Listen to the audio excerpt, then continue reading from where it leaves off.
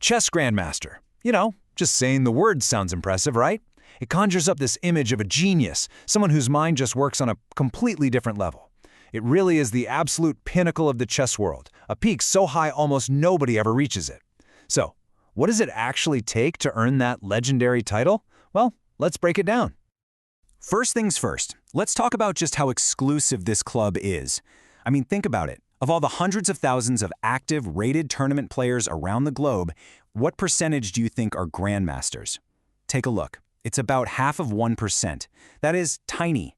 It's easily one of the most exclusive achievements in all of sports. So, what is a grandmaster, officially?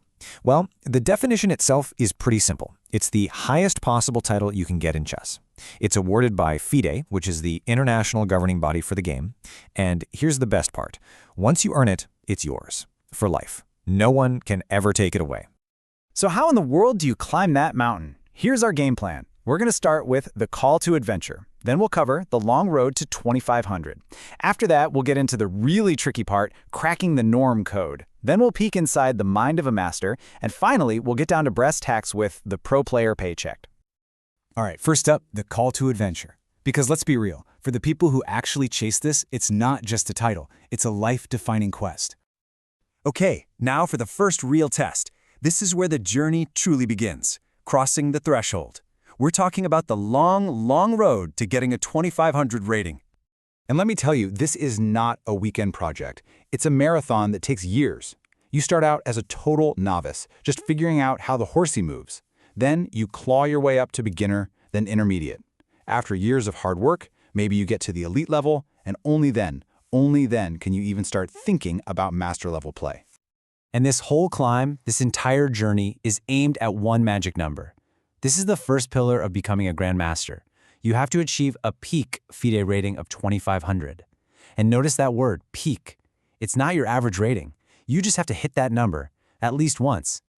So how do you even get a rating that high?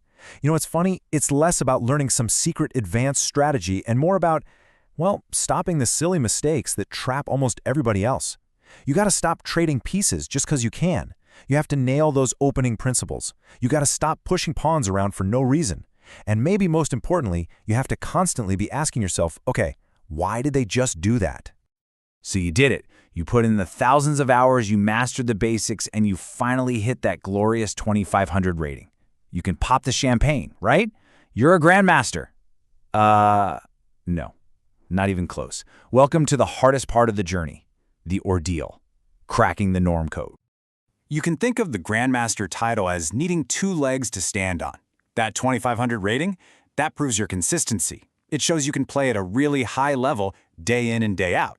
But the other leg, that's where you prove you can have moments of pure, jaw-dropping brilliance. And that requires getting three things called GM norms. Now this word, norm, gets thrown around a lot, and it can sound really confusing.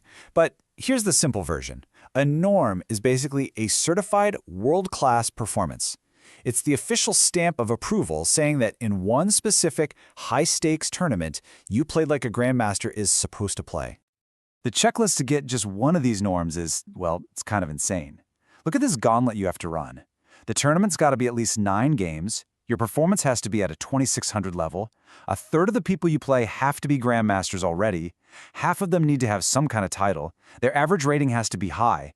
Oh, and they can't all be from your home country. And you have to do all of this 3 separate times.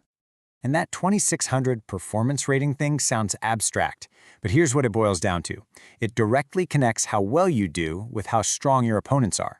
So for instance, if you have an amazing tournament and score 7 out of 9, the average rating of your opponents only needs to be 2,380.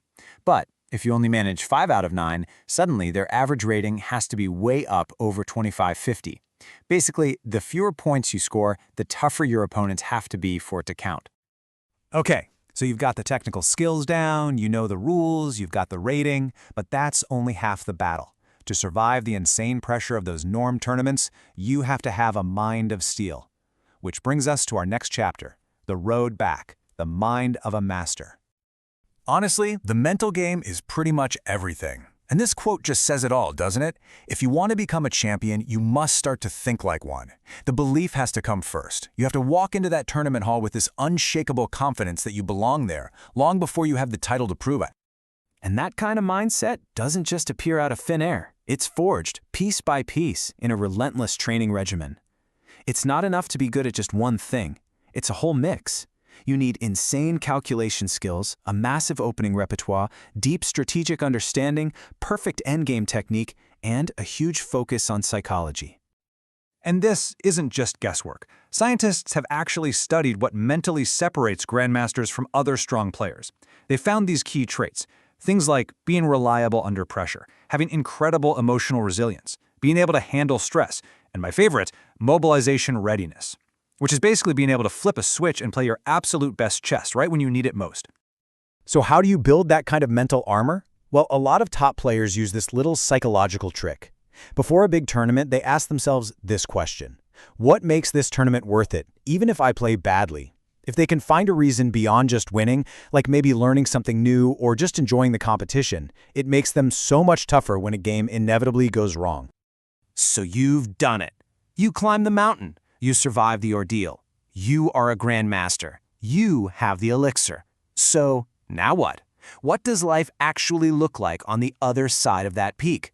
It's time to get real and talk about the pro player paycheck.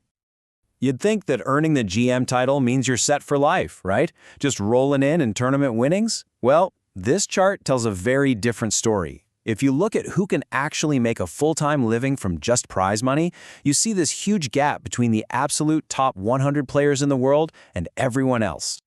So if you're not in that super elite club, how do you pay the bills? For the vast majority of grandmasters, this is a very familiar number.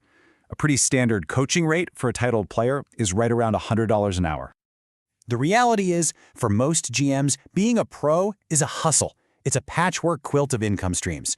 You're piecing together money from coaching, from writing books or articles, maybe getting paid to play on a sponsored team in a league. And only for the very, very top of the pyramid are we talking about big money sponsorships. So, when you put it all together, the path to Grandmaster is this monumental, often decade-long quest. It requires absolute mastery of the game, an unbreakable mind, and, let's be honest, a very realistic view of what being a chess professional actually means. It's an unbelievably long, difficult, and uncertain journey, which really leaves us with one final thought, a final question for you. You can see the peak. You now know what it takes to get there. So, is the climb worth the view?